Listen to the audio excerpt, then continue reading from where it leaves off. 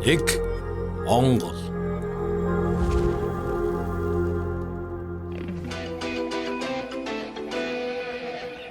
Мэдний үг дээдэс эв нэгдэл бол оршин тогтнохын үндэс хэмээн үеийн үед сургаж иржээ. Өнөөдөр дэлхийн ертөнцийн нөхцөл байдал улам бүр тодорхойгүй байдал руу шилжсээр байна. Тиймээс яг энэ цаг үе бол цөөхөн монголчууд бид дотоод эв нэгдлээ хизээнээс илүү сахин хамгаалах цаг үе. Нэг Монгол хөтөлбөр эхэлж байна. Анхаарлаа хандуулна. Нэг Монгол. Мөнхийн хөрш Орос.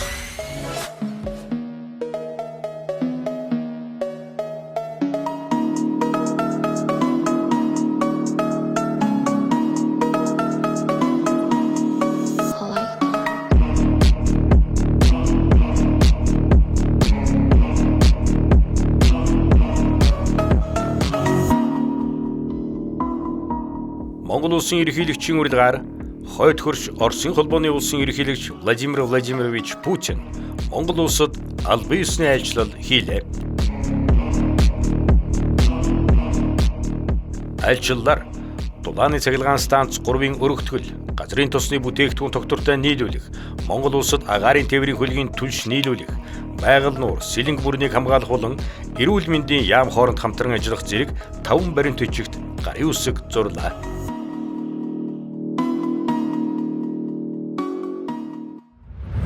Хариу айлчлал Вьетнам.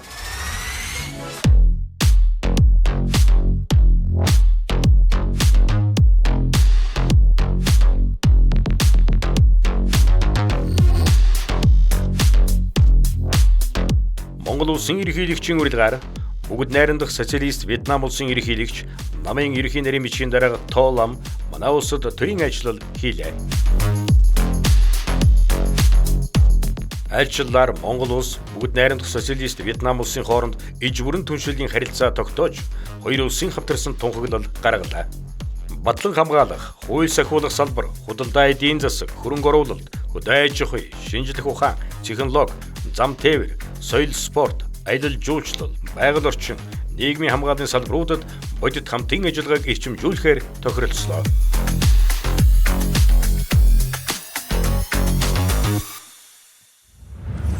Хамтын хөгжил Швейцар.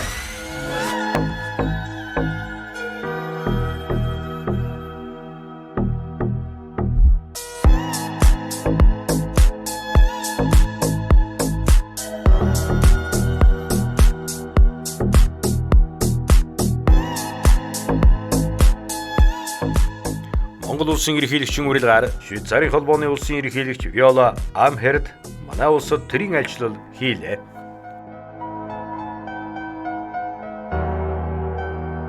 Айлчлалын хүрээнд хоёр улс 60 жилийн хамтын ажиллагааны ололт амжилтыг баттгаж, Монгол Швейцарын хамтарсан тунхаглал гаргаж, ардчилсан засаглалын асуудлаарх харилцсан ойлголцлын санамж жижигт гарын үсэг зурлаа. Хэлэлцээр Туркменистан.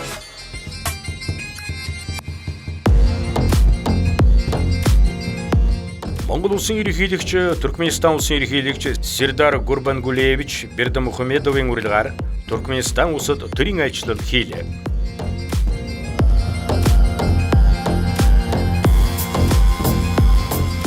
Айлчлалаар хоёр орны 30 жилийн найрсаг харилцааг баттгаж, агаарын тээвэр, олон улсын авто тээвэр, мал эмнэлэг, мал аж ахуйн салбар, хөдөө аж ахуйн салбар, соёлын салбар, аялал жуулчлалын салбаруудад хамтран ажиллах засгийн газар хоорондын 6 хэлэлцээрт гарын үсэг зурлаа.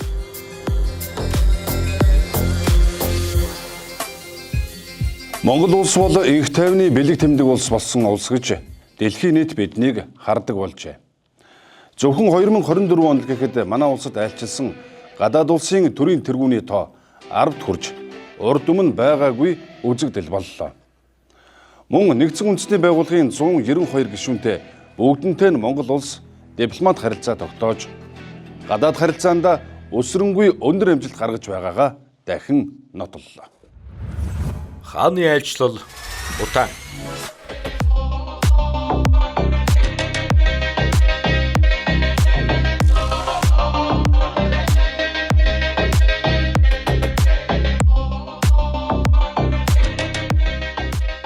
улсын ерөнхийлөгчийн урилгаар Бутаны хаан улсын цог жохлонт хаан Жигмэ Гисэр Дамжил Ванчук манай улсад анх удаа төрийн ажил хийлээ.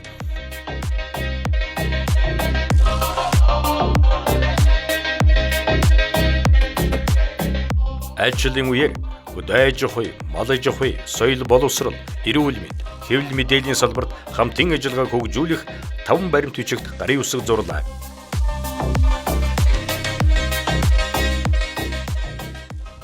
Доктортой харилцаа Словен.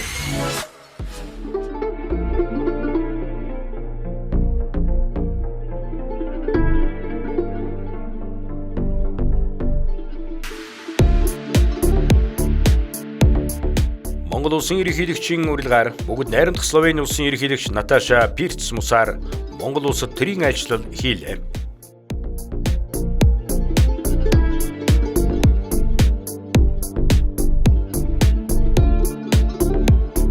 Айлчлалын хүрээнд Монгол Словени хамтарсан тунхаглал гаргаж, ойн аж ахуй, ойн тогтвортой менежментийг хөгжүүлэх, аялал жуулчлал, агаарын харилцааны салбар болон хувийн хвшил хоорондын харилцааг хөгжүүлэх зэрэг хамтын ажиллагааны 5 баримт бичигт гарын үсэг зурлаа.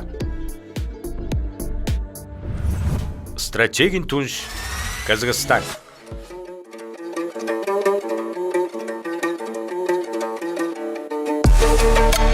Монгол улсын ерөнхийлөгчийн урилгаар бүгд найрамдах Казахстан улсын ерөнхийлөгч Касым-Жомарт Кемелевич Токаев Монгол улсад төрийн айлчлал хийлээ.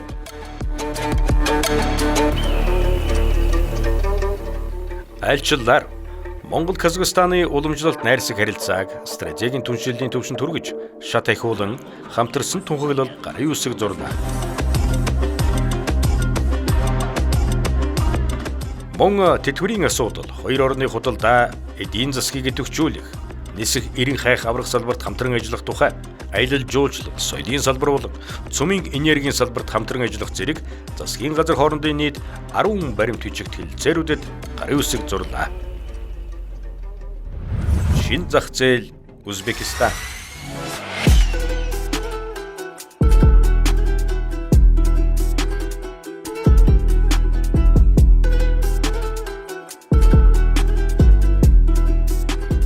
Монгол улсын ерөнхийлөгч Ухнагийн хүрэлцэх бүгд найрамдах Узбекистан улсын ерөнхийлөгч Шавкат Мирзиевийн урилгаар тус улсад төрийн айлчлал хийлээ.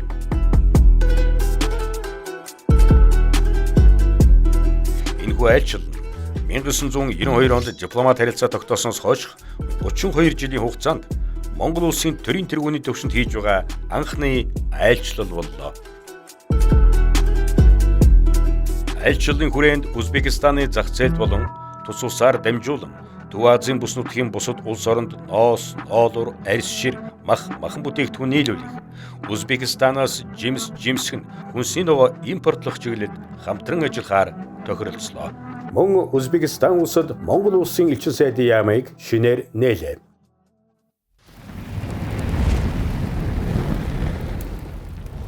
Нэг Монгол.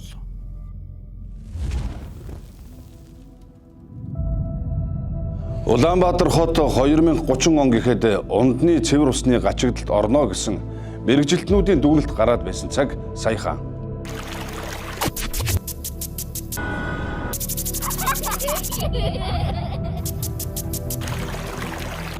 Тэгвэл Монгол улсын ерөнхийлөгч хүрэлцэх 2018 онд Монгол улсын ерөнхийлөгч сайдаар ажиллаж байхдаа Америк нэгдсэн улсад айлчилж нийслэл Улаанбаатар хотын ундны усны асуудлыг шийдэх 350 сая Америк долларын буцалтгүй тусламжийн гэрээнд гарын үсэг зурснаар энэ асуудал шийдэгдсэн байдаг.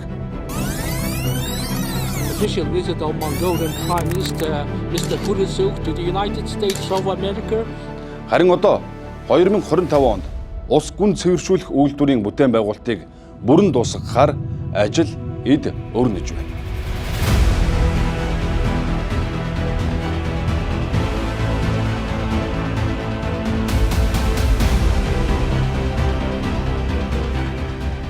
Нийслэл Улаанбаатар хотод саарл усны үйлдвэр, ус гүн цэвэршүүлэх үйлдвэр гэсэн үйлдвэрүүд ашиглалтанд орсноор Улаанбаатар хот 100 жил ундны усны гачигдалд орох аюулгүй болж байгаа юм.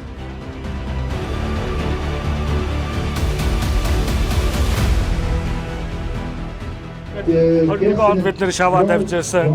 За энэс хойш бид нэр газар шуурхааны ажлаа хийгээд газар шуурхааны ажил бол маш хүнд хадтай хэсэг таарсан. Тийм учраас бид нэр бас өвөл 5 сарын хугацаанд энэ хадыг ботлох ийм ажлуудыг хийсэн. Эх жил 7 сар гэхэд бид нэр үйлдвэрээ ажиллаж эхлэхээр ингэж урьдчилан байдлаар төлөвлөж байгаа. 2021 онд эхэлсэн ажлын явц 56%-тай явж байна. 2025 онд бүрэн дуусаж, туршилт тохируулгын ажил эхлэхээр ажиллаж байна.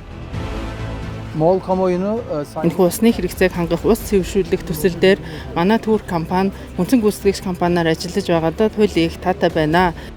Монголын анхны ус гүн цэвэршүүлэх үйлдвэр нь биокомбинат, шувуун фабрик орчинд гаргасан 30 гүний худгаас хоногт 140 мянга, жилд 50 хүртэл сая шометр ус татан авч цэвэршүүлээд төвлөрсөн сүлжээнд нийлүүлэх юм.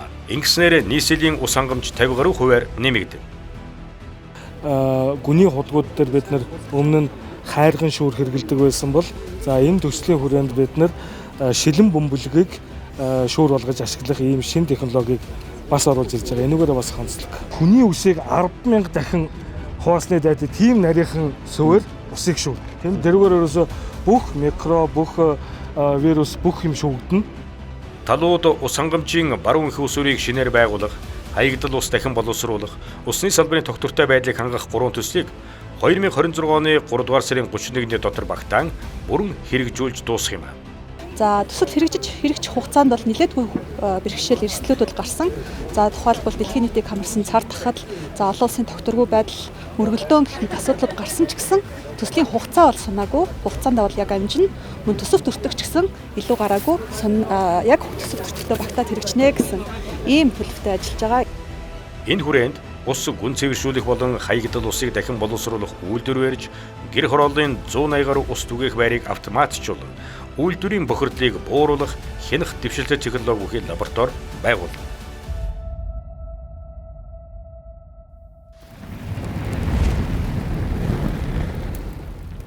Нэг Монгол.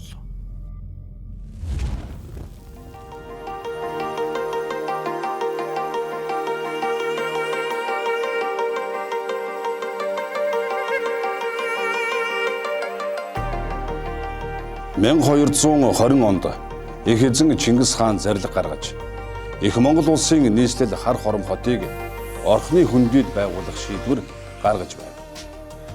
Тэгвэл өвөг дээдсийн эртний нийслэлийг сэргээн босгох зарилгыг 2022 онд Монгол улсын ерөнхийлөгч Ухнаагийн хүрэлцэх гаргасан юм. Монголчуудын эртний нийслэл хар хором хотыг байгаль орчинд ээлтэй ногоон хөгжил тулгуурласан ухаалаг экохот болгон сэргээн байгуулах их бүтээн байгуулалтын ажлыг эхлүүлээд байна. Өнөөдөр Монгол улсад тулгамдаад буй хэт төвлөрлөөс шалтгаалсан нийгэм эдийн засгийн, байгаль экологийн, эрүүл мэндийн гээд олон асуудлуудыг нэгэн зэрэг шийдэх боломж нь шинэ хар хором хот болох юм. Тэгвэл өнөөдөр шинэ хар хором хотыг сэргээн босгох үйл явцын ажил эхэлсэн. Шинэ хар хором хотын ерөнхий төлөвлөгөөг боловсруулах олон улсын сонгон шалгаруулалт хийгдэж дуусаад. Шинэ хар хором хотын ажил оролцохоор дэлхийн шилдэг инженер архитекторууд Чингис хаан олон улсын нисэх буудалд газардлаа.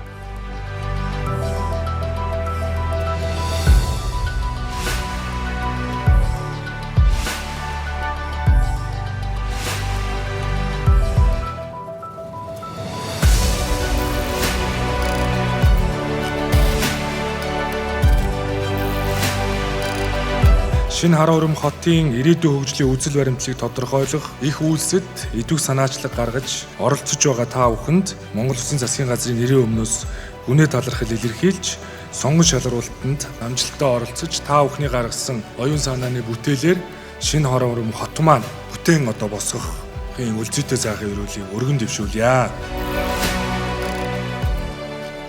Шинэ хар хором хотын ерөнхий төлөвлөгөөний үзэл баримтлалыг боловсруулах олон улсын сонгон шалгаруулалт 2 үе шатаа явагдаж өндөрлөд байна.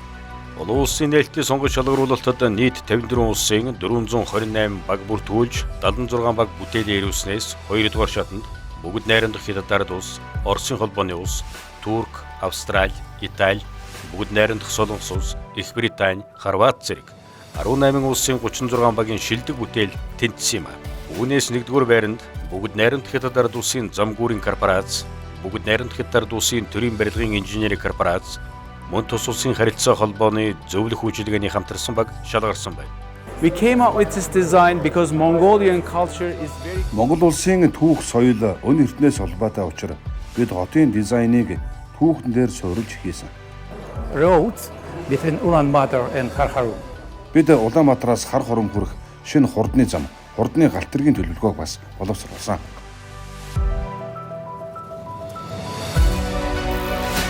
Эртний нийслэл түүх соёлын үлгийг Хар хором хотыг барьж байгуулахад нүр их үйлсэд хамтдаа хүчин зүтгэцгээе. Мөнх тэнгэрийн хүчин дор Монгол улс мандан бат болтугай. Хар хормыг барьснаар нэг төвлөрийг задлж, утаа, хөрсний бохирдол, автомашины түгжрэлийг шийдэх хамгийн том шийдэл юм.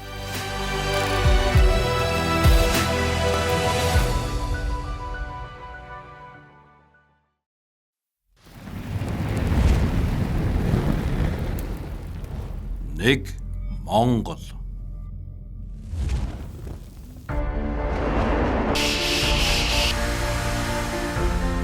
Монгол улсын ерөнхийлөгч Ухнаагийн хөрөлсөх Монгол улсын ерөнхий сайдаар ажиллаж байхдаа зүүн бүсэд шинэ дулааны цахилгаан станц барих шийдвэрийг гаргаж байлаа.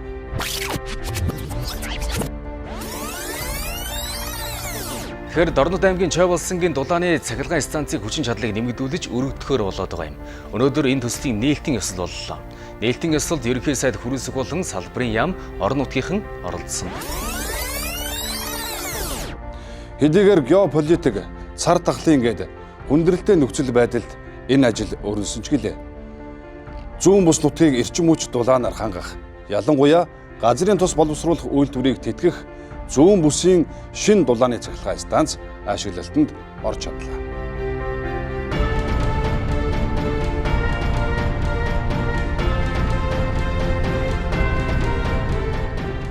Жилд 300 сая киловатт цахилгаан эрчим хүчийг нийлүүлэх шинэ дулааны цахилгаан станц ашиглалтанд орсноор Дорнод, Сүхбаатар, Хинтээ аймгийн айл өрх аж ахуйн нэгж үйлдвэрүүдийг эрчим хүчээр найдвартай хангах нэгдсэн системийн ачааллыг хөнгөлөх боломж инхүү бүрдэж байна. Хэдэн мегаватт баяр хүргэе зочдоо. Баяр хүргэе. За таныг бас манай 5 мегаваттын бүтээн байгуулалтын ажлыг шав тавиад энийг бас эхлүүлсэн. За энэ бүтээн байгуулалтыг дуусгасан бас одоо энэ компанийн нийт ажилтны албаа авч олон салбарынхаа хамт олонны хүмүүс бас баярлалаа гэж хэлэхэд таатай байна. За бүх хүмүүс баярлалаа. За Тус станц нь Мардай, Тамсаг, Төмөртэй зэрэг томоохон орд газруудын эрчим хүчний хангамжийг шийдвэрлэхэд чухал аж холбогдолтойгоос гадна бичигт Ирэн цав чиглэлийн бомтуудаар Транссибирийн төмөр замтай холбогдох төмөр замын бүтээн байгуулалтыг эрчим хүчээр тасралтгүй найдвартай хангах боломжийг бүрдүүлнэ. Одоо бол эхний ээлжинд Сүхбаатар аймгийнхаа хэрэглээгүүд эндээсээ 100% хангана. Цаашдаа одоо Хинтээ аймгийн хэрэглээг одоо бас хангах боломжтой ингэсэн тохиолдолд төвийн бүстэй одоо эрчим хүч нийлүүлээд эхэлж байна гэсэн. Байгаль орчинд сөрөг нөлөөлөл багтай дэвшилтэт технологиг шингээсэн эрчим хүч дулааны үйлдвэрлэл хосолсон шинэ станц ашиглалтанд орсноор цахилгаан эрчим хүч боловсруулалт 300 сая киловатт цагаар буюу 130% нэмэгдэх. Дулааны эрчим хүч боловсруулалт 100 гигакалори цагаар нэмэгдэх. Төвлөрсөн хот суурин газрууд бий болох таатай нөхцөл бүрдэх чухал аж холбогдолтой юм.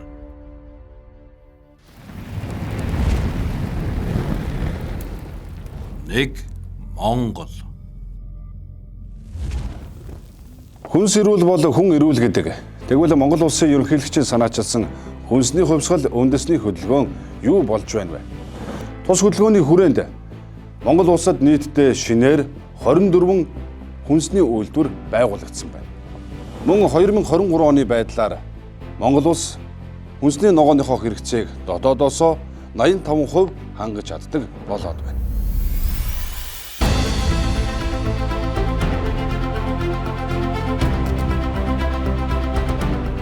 Монгол улсын ерөнхийлөгчийн санаачилсан хүнсний хангамж аюулгүй байдал үндэсний хөдөлгөөний хүрээнд төр захиргааны 35 байгууллага хамтран ажиллаж, хууль дүрм, төсөв санхүү, хөнгөлөлтөө зээл, гайл татварын хөнгөлөлт, чөлөөлөлт гээд 114 төрлийн арга хэмжээг хэрэгжүүлжээ.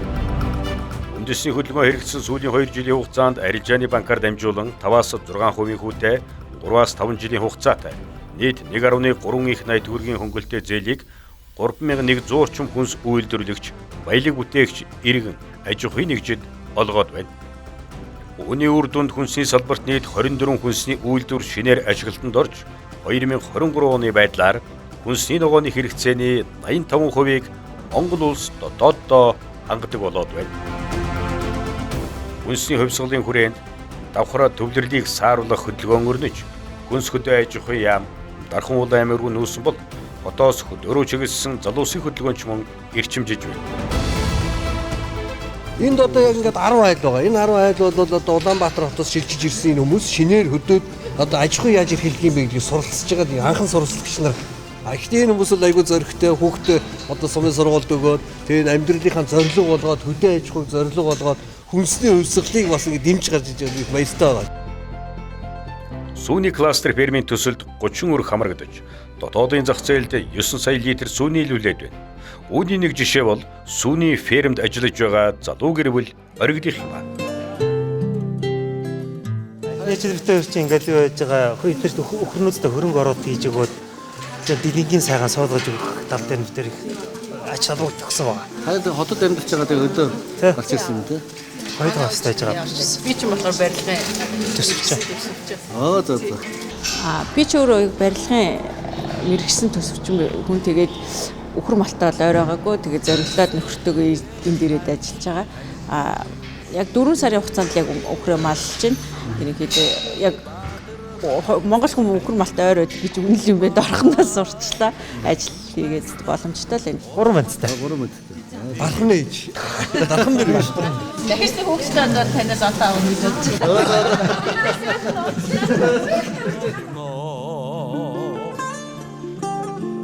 амьдрал гэдэг хүмүүний эцдөгсгөлгүй жаргал зовлоо.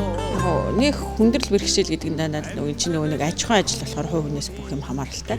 Гол нь ерөнхийдөө нэг сайн гайг байгаа юм нь бол нөгөө сүүний урамшууллын мөнгө бол одоо яг ингээд цэвэр ашиг болж орж ирж байгаа бид нарт яг өнөөгийн нөхцөлд айгүй сайн дэмжлэг болж байгаа л гэж хэлсэн. Одоо 18 хүүхэдтэй байгаа. Хүндрэл бэрхшээл юм бол яг тэл хувь хүнээс өөрсдийнх нь менежментийн л асуудал болчихж байгаа гэсэн. Тавьд одоо сайн үсээ ажил үйлс нь олон сайхан өдрөг байх болтгоо зөвлөж байна. За баярлалаа. Бас хэрэгжих одоо дэвшүүлж байгаа үндэсний хувьсгал гэсэн одоо энэ том үндэсний хөдөлгөөний сайхан дэмжиж ажиллаж байгаа одоо чин сэтгэлээсээ баярлж байна. Хамгийн агуу сайн зүйл одоо болох юм бол бид хоол үндэстэй байх хэрэгтэй биш.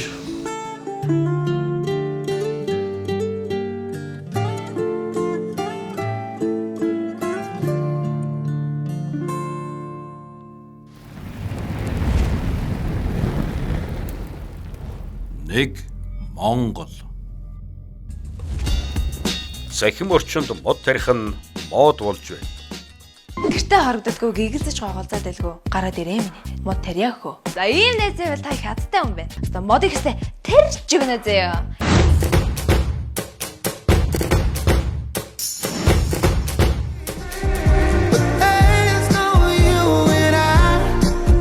Hey, what's up guys? За юу яцгаан видео байна. Яг одоо тэрбум мод хөдөлгөөний аянд одоо Алтан намар мод тарьцгаа өрөөнд ор ирсэн байна. Урамсгалын өөрчлөлтийн сөрөг нөлөө жилээс жилд нэмэгдэж, цөлжилт эрчимдсээр байна. Тэгвэл Монгол улсын ерөнхийлөгчийн санаачилсан тэрбум мод үндэсний хөдөлгөөн юу болж байна вэ? Ямар ч монголчууд бид урд өмнө тарьж ургуулж чаддаг байсан модныхоо тоог 5-аас 6 дахин нэмэгдүүлж чадлаа. Тэрбум мод үндэсний хөдөлгөөний бэлтгэл үе шатыг хангах 1-р үе шат 2022-оос 2024 онд хэрэгжиж дууслаа. Харин одоо тэрбум мод хөдөлгөөнийг эрчимжүүлэх, их хэмжээгээр тариалж эхлэх цаг үе эхэлж байна. Тэрбум мод хөдөлгөөн хэрэгжиж эхэлснээс хойш дүй цөлөх хэлбэрээ болон боддоор нийт 84 сая мод тарьж ургуулan арчилж хамгаалж байна. 680 сая мод тарьж ургуулах авлалт авсан нийслэл аймагуд 38 сая гаруй мод тарьж ургуулж байгаагаас Сэлэнг аймаг 17 орчим саяыг тарьж ургуулan амлалтынхаа 84%-ийг бэлтгэл шатандаа биелүүлээд байна. тэрбум мод үндэсний хөдөлгөөний эхлэхээс өмнө 3 ширхэг модтой сум байсан. Сая 100 жилийн ойгоор яваад байгаа тэнцээ 30 гаруй мянган мод бүр ургаа байж. Манайх бол бүр гэр бүлээрээ инженер. Нөхөр манаас яг инженер.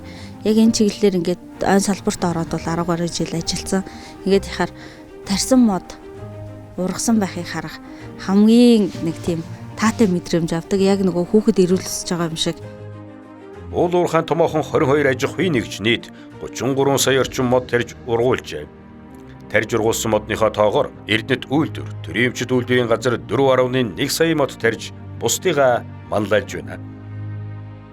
23-24 онд одоо нийт 70-га талбайд 175 мянган одоо тарьцуулгаас тарьсан байна. Тэгээд жишээлбэл одоо энэ шинсний одоо тарьцыг одоо 23 онд суулгасан 2 настай тарьцуулгац суулгаад одоо 3 настай ингээд ургаад явж байна. Аж ахуйн нэгж иргэд 2023-аас 2024 онд банк санхүүгийн байгууллагуудаас 12.4 тэрбум төгрөгийн санхүүжилт авч 2.1 сая мод тарьж ургуулжээ. Мод үржүүлэх иргэн нөхөрлөл аж ахуйн нэгж байгууллагын тоо 32%-аар нэмэгдэж 452 болжээ. Хүмүүс модныхон төрөл зүйлийг мэддэг болчиж, ер нь хашаанда ямар мод тариул хэрэгтэй байдгийг мэддэг болчиж, хүмүүсийн харилцаа хандлага ингээд мод тарьж ургуулъя гэсэн сэтгэхийн өөрчлөлт ирэх хэрээр ихтгэл үнэмшилтэй болж байна. Ойн хортон шавьчтай тэмцэх ажлыг 2022 онд 310 мянга, 2023 онд 185 мянга, 2024 онд 341 мянган га талбайд хийснээр нийт 1.9 тэрбум модыг хортон шавьжид өртөж ургах чадвар алдахаас хамгаалж чадлаа.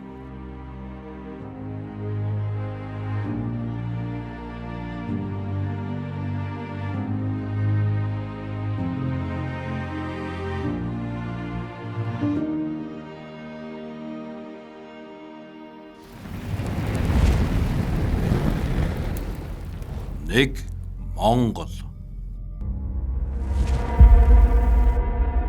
Монголчууд бидний оршин тогтнож, хучирхэгжин мандаж явсан бүхий л цаг үеийн түүх бол буянт мал сүрэгтэй салшгүй холбоотой. Тэгвэл сүүлийн олон жил бидний амьдрал ахуй, эдийн засаг, уул уурхаагаас нэн хамааралтай болох хэрээр буянт мал сүргийн зарим түүхийд үнгүйдэж, тэрч бүхэл довж жалганд хог болон хөглөрөх боллоо. Түүхийн эдийн эмээл зах дээр өнөөдөр хоньны нэхийн ямааны арьс хэдэн зуун мянгаар хог болон үнгүйдэж байна. Сүүлийн бараг 2-3 жил бол Монголын арьс шир бол уналтанд орсон. Яаж ч уналтанд ороод тэг айгүй хэцүү байгаа. Одоо өнөөдөр л ингээд үнгүй хайж нэг л утга байгаа байхгүй. Хойдлын складууд бүгд үрцэн урдлаа ингээд энэ өвлийн адууны шир бүгд овоолгохт ингээд байж. За энэ World Marketplace гэж газар Монгол хоньны нэхий байна. Энэ харж байна сайхан сэгсүрэг. Монголоос хоньны нэхийг мань үнгүй аваад тэгэхээр сайхан эдж уусруулаад Монгол хоньны нэхий гэж нэрлэл ярилах гэдэг. Тэгэл $110 харж байна. Үүнийг зогсоон буянт мал сүргийнхээ түүхийн эдийн үнэлэмжийг дээшлүүлэн эдийн засгийн эргэлтэнд оруулах цагаан алт хөтөлбөрийг Монгол улсын ерөнхийлөгч санаачлан хэрэгжүүлж эхлээд байна. Цагаан алт хөтөлбөрийг хэрэгжүүлснээр хаягдж байгаа түүхийн эдийг ашиглаж, экспортын хэмжээ 2 дахин нэмэгдүүлж, $800 сая Америк долларт хүрэх боломжтой. Монгол улсын ерөнхийлөгч малын гаралтай түүхийн эдийг боловсруулах, үйлдвэрлэлийг дэмжих зарим арга хэмжээний тухай улсын их хурлын тогтоолын төслийг санаачлан, улсын их хурлаар батлуулаад байна. За энэ тогтоолыг дэмжиж байгаа малын гаралтай түүхийн эдийг боловсруулах үйлдвэрлэлээ дэмжих асуудал байгаа. Тэгэхээр харин ч жоохон оройтож орж ирвүү гэж ингэж бодож байгаа. Тэгэхээр яг ясам дээр Монгол улсад ер нь өнөөдөр хэн нэмэн үртэг шингээсэн үйлдвэрлэл явуулж байна гэвэл малчид явуулж байгаа. Энэхүү тогтоол хэрэгжснээр ноолуурын бүрэн боловсруулалтын түвшнийг одоогийн 20%-аас 40 хувиар нэмэгдүүл.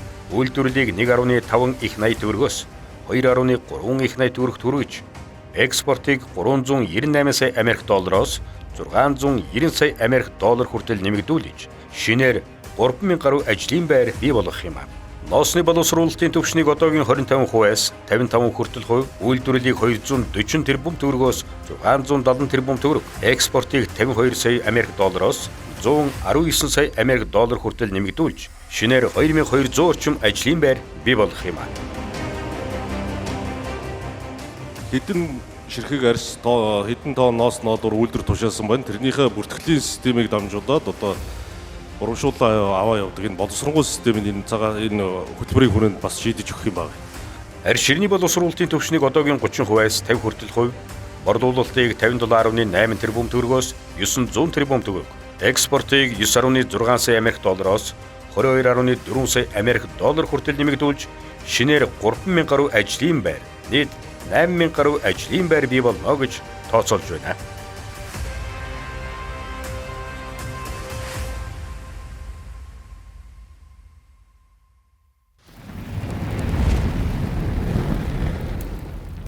Нэг Монгол. Монгол орны цэнгэг усны гол цөм болсон Хөвсгөл далайн ээжийг бохирдлоос нь салгаж бүрэн цэвэрлэж дуусгах ажлыг Монгол улсын ерөнхийлөгч 2021 онд эхлүүлж байсан. Тэгвэл Хөвсгөл нууранд олон 10 жилийн өмнө шатах тослох материалын хамт живсэн онц аюултай техник хэрэгслүүдийг Монгол эрдэмтэн инженерүүд онцгой байдал зэвсэг түвшний анги нэгтгэлүүдийн хүчээр 2.5 жилийн дотор бүрэн татан гаргаж дуусгалаа. Би энэ амьд яваа насандаа би ерөнхийлөгчтэй уулзна гэж бодож явсангүй байсан. Эхтэр бол би энэ машиныг хараад уулаа түнтэй ярьж чадаагүй ерөөсөө борс амьд хачийн болох юм байна дээ дотор мотор муухаар. Амар ерөөсөө машин хараад нулимс сасгарж байгаа юм чинь. Одоо 28 жилийн өмнө энэ далаа машин хийж уулыг зогсож ирсэн. Үнэндээ одоо чэвчээ хатангэрсэн. Энэ амьдрал ингээд сүлдээ гэж бодож ирсэн гэдэг. Амьд явахчтай юм байна. Тэгээ энэ сайхан буйнтай залуусын чадaltaй усуудын буйнд архин үлгтэйгээ золглоо. Мундаг юм байна. 1985 онд Хөвсгөл нуурч ивсэн Сүхбаатар хөлөг онгоцыг 2021 онд татан гаргасан нь энэ ажиллагааны эхлэл байлаа. Өнгөрсөн хугацаанд онцгой байдлын ерөнхий газар, зэвсэг түвшний жанжин штабын томилгоот бүрэлдэхүүн, байгаль орчин уур амьсгалын өөрчлөлтийн яам, шинжлэх ухаан технологийн их сургууль, үндэсний батлан хамгаалахын их сургууль, Геомастер компани 120 гаруй хүнээс бүрдсэн ажлын хэсэг, Хөвсгөл нуурын 33-аас 171 метрийн гүнээс 11 автомашин техникийг татан гаргалаа. Монгол улсын ерөнхийлөгч, зэвсэг түвшний ерөнхий гамаалагчид Хөвсгөл далаад хэвсэн автомашин техникийг татан гаргах үйл ажиллагаанд оролцсон албаагчид бэлэн.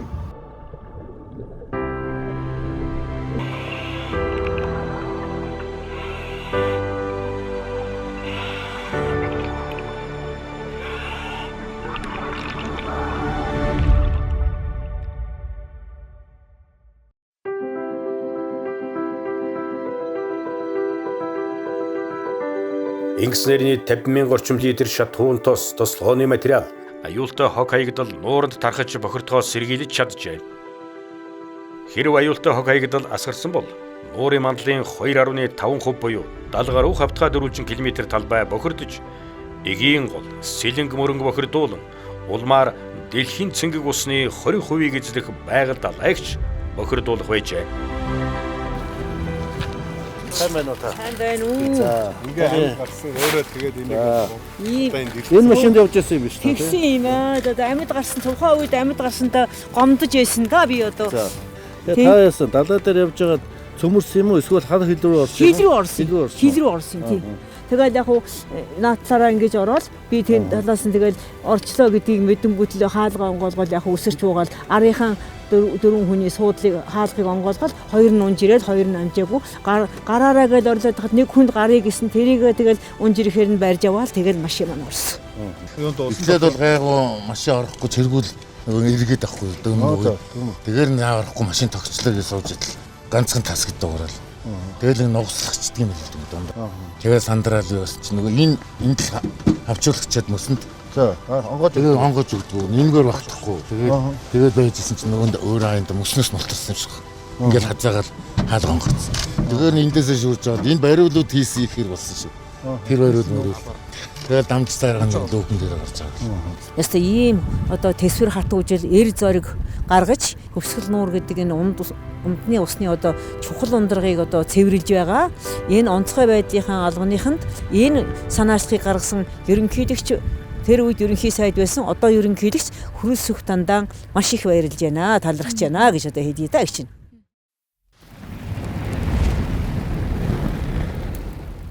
Нэг Монгол. Иргэн санаа. Тэрийн хэсгийн хонгил бол одоо ингэж хан хуурцсан тэгээд ерөнхийдөө ийш бол хүн оруулахгүй. Байгалийн түүхийн музейн барилга бол нураад эхэлсэн 18 онд.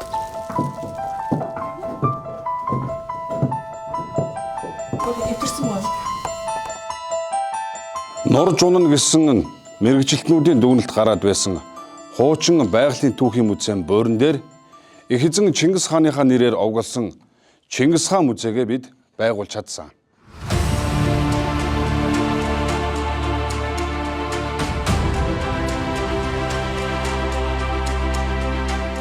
Харин одоо их эзэн Чингис хааны музей гадаад дотоодын жуулчдад нүүр тахлах үндэсний бахархал болж хувирсан.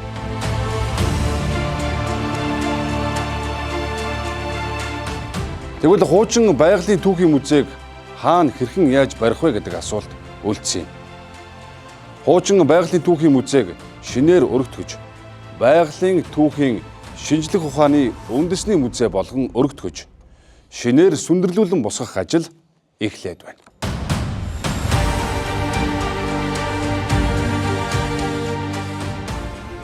$6.6 газарт баригдах музейн барилга 45,000 орчим хавтгай дөрвөлжин талбайтай. Талбайн хэмжээгээр Аз тивийн улс орнуудын байгалийн музейн дунд 7 дугаарт ирэмбэлдэх юм аа.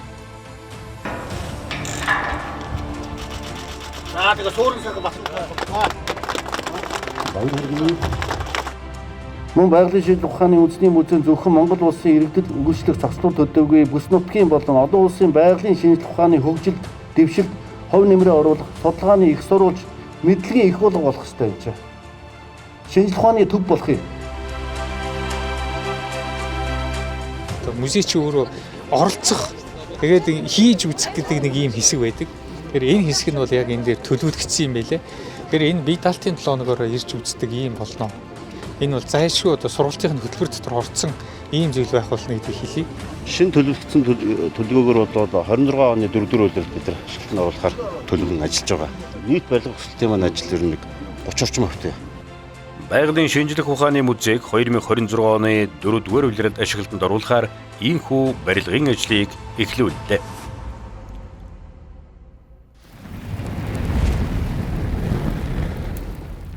Нэг Монгол.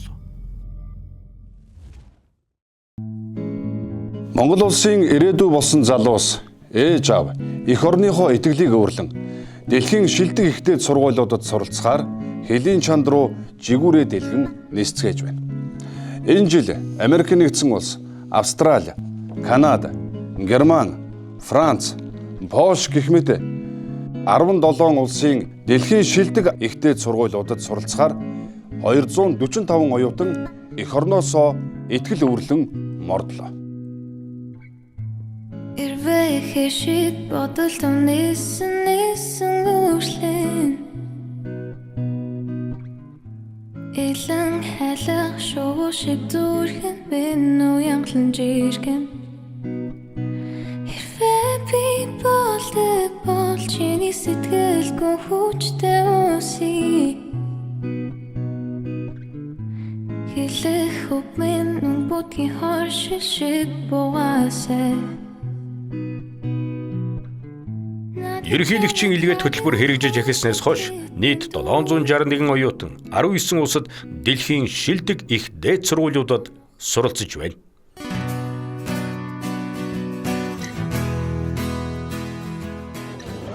Өнөөдөр охиноо гаргаж өгөх гэж ирж хэлж байна.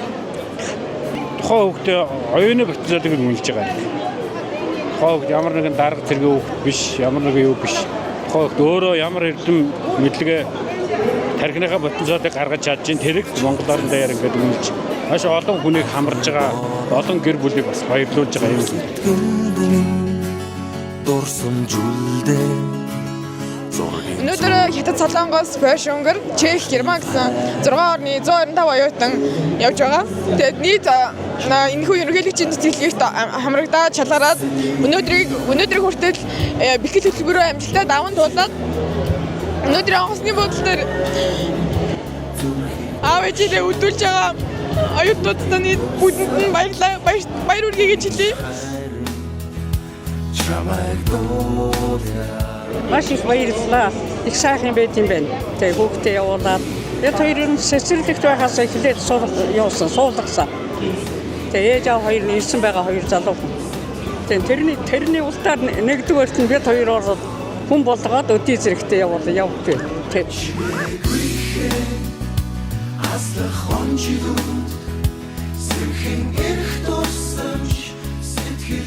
Ага хайртай шүү сайн яваарай. Аваатай хайртай юм уу? Тийм. Аваатай санахгүй.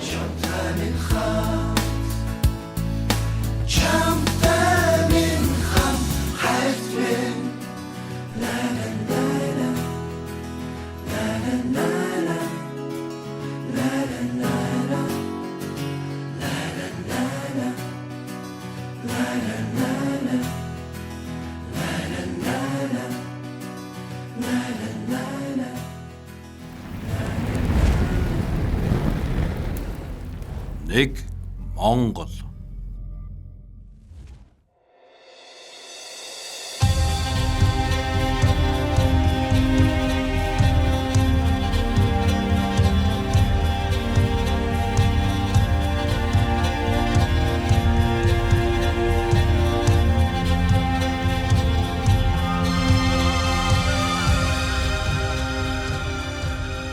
Монголчууд бид их эзэн Чингис хааныхаа нэрийг хэлэхээс ч айдаг цөвөн цаг үед амьдарч байснаа мартах учиргүй. Харин өнөөдөр бид их хаанаараа үнэн түүхээр бахархаж гадна дотны ямар ч зочин ирэхэд нүүр тахлах их эзэн Чингис хааны нэрэмжит музейгээ байгуулж Европын хүчрэг гүрэн Франц улсад монголчууд Чингис хаан дэлхийг өөрчлөсөн хэмээх үтсгэлэнг төлөвлөж чадсан. Монгол төрийн тэргүүн зэргийн одон Чингис хаан одонго дэлхийн одон болгох нь зүйтэй хэмээн Монгол улсын ерөнхийлөгч үзсэн. Учир нь Чингис хаан бол дэлхийн түүхийг өөрчилсөн.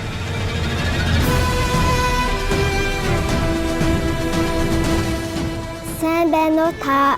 몽골 국가의 최고 훈자는 칭기스 한 훈자를 수여받으시게 된 것을 진심으로 축하드립니다. Монгол улсын ерөнхийлөгч Ухнагийн хүрэлцэх зарил гарган их эзэн Чингис хааны мэндэлсний 862 жилийн Монгол бахархлын өдрийг тохиолдуулан нэгдсэн үндэсний байгууллагын 8 дахь ерөнхий нарийн бичгийн дарга илүү сайхан ирээдүйн төлөөх Бан Ки Мун сангийн тэргүүн ноён Бан Ки Мунд Монгол төрийн дээд шагнал Чингис хаан тэргүүн зэргийн одон хүртээлээ. Монгол улс нэгдсэн үндэсний байгууллагын хоорондын хамтын ажиллагааг өргөжүүлэн хөгжүүлэхэд оролцсон жинтэй хөрний мэрийг өндөрөөр үнэлэн Монгол улсын төрийн дэд шагнал Чингис хаан тэргүүн зүрийн одонгоор шагнан ийхүү алдаршуулж байна.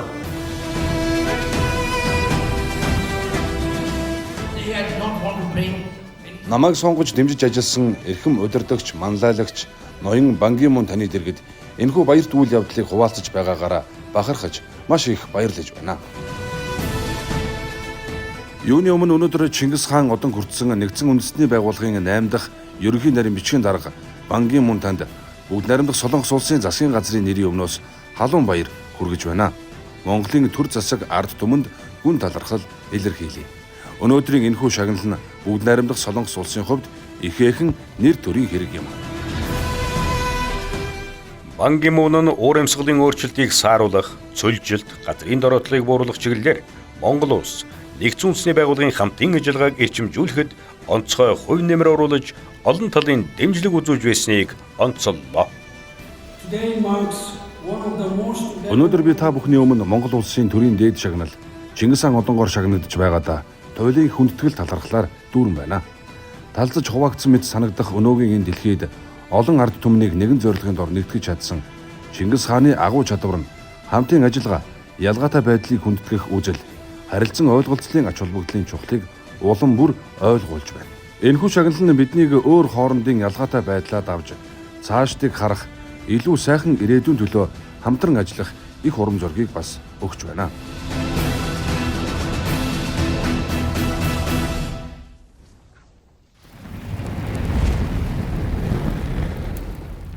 Нэг Монгол.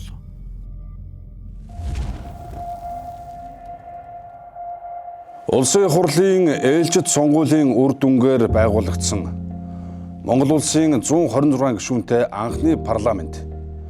Засгийн газраас өргөн мэдүүлсэн Монгол улсын 2025 оны улсын төсвийг хэлэлцэн баталсан. Эх оны төсвийн ихэд тэлэлт нь эдийн засаг дахь төрийн оролцоог нэмэгдүүлж, хувийн хвшлийн орон зайг улам бүр хумих үр дагавартай гэж бизнес эрхлэгчид үзэж байна. За иймээс ч олон нийтийн бухимдлыг төрүүлээд байгаа хэрэгцээгүй зарлуудыг танах боломжгүй юм. За мөн төсвийн тухай хуулийг буцаан татах цаг хугацаа байхгүй гэж гишүүд үзэж байна. Тэгвэл 2025 оны улсын төсвийг батлахдаа хууль дээдлэх зарчмыг баримталж, төсвийн сахилга батыг чангатхан, төсвийн зардлыг бууруулж алдагдaltaгүй төсөв батлах нь зүйтэй гэж Монгол улсын ерөнхийлөгч үзсэн юм. Энэ ч үднээс Монгол улсын ерөнхийлөгч хуулиар олгогдсон бүрэн эрхийнхээ хүрээнд 2025 оны улсын төсөв болон түүнийг дагалдах бусад хуулиудад бүхэлд нь хориг тавьсан. 126 нийлээд төсөв баталсан. Хүлэх ёстой хариуцлага байвал хүлэх цаг ирсэн юм шиг байна. Ерөнхийлөгчөөс тавьж байгаа хоригийг бид нэр хүлээж авахгүйгээ яах юм? Авч л таарна шүү дээ. Бараг 100% авандаа харж байгаа. Тангараа зөрчсөн бол хэрвээ үнэхээр алдаа байсан бол одоо тэрийг залруулах ёстой байх. Ерөнхийлөгчийн хоригийг хүлээн авах талд байр суурьтай байгаа. Бидрийг сонгосон сонгогчдын амьдрал гундуу байна. Ахуй хэцүү байна. Би тэрийг сануулсан. 3-4 сарын өмнө та нар юу гэж амлаж ирсэн чинь биднээс асуугаад байна шүү дээ. Би тэрийг чинь сануулсан.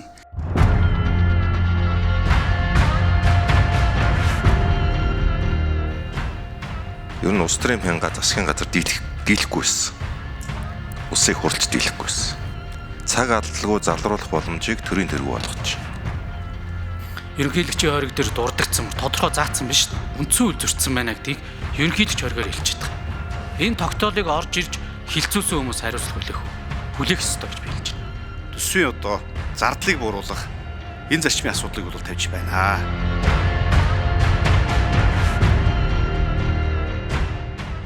2025 оны улсын төсвийг алдагдaltaгүй батлах шаардлагатай. Төсөв тодтол хийх тухай тогтоол баталсан нь хууль дээдлэх үндсэн зарчим зөрчигдөх нөхцөл бүрдүүлсэн.